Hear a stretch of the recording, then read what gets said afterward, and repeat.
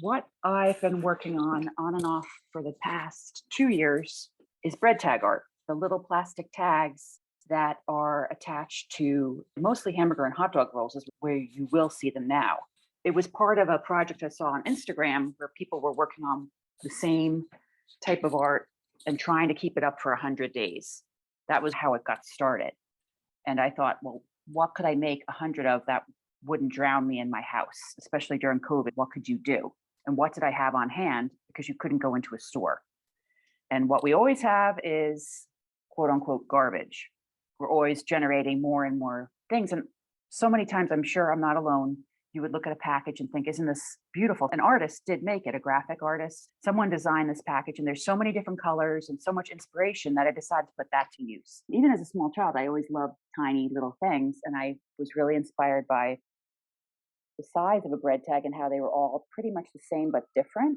They always have a different date on them, maybe a little different shape, a little hook.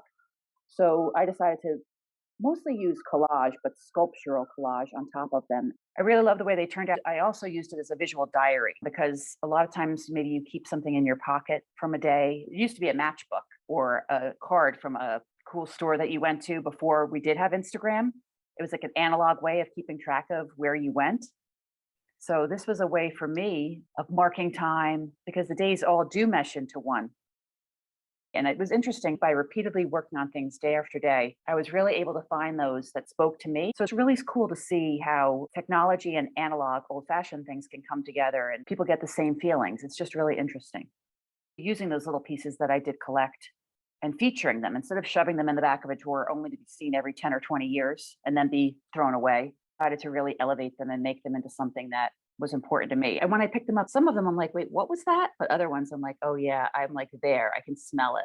They always say smell is one of the most long-term memories. A smell will bring you back. It is a memory project in a lot of ways.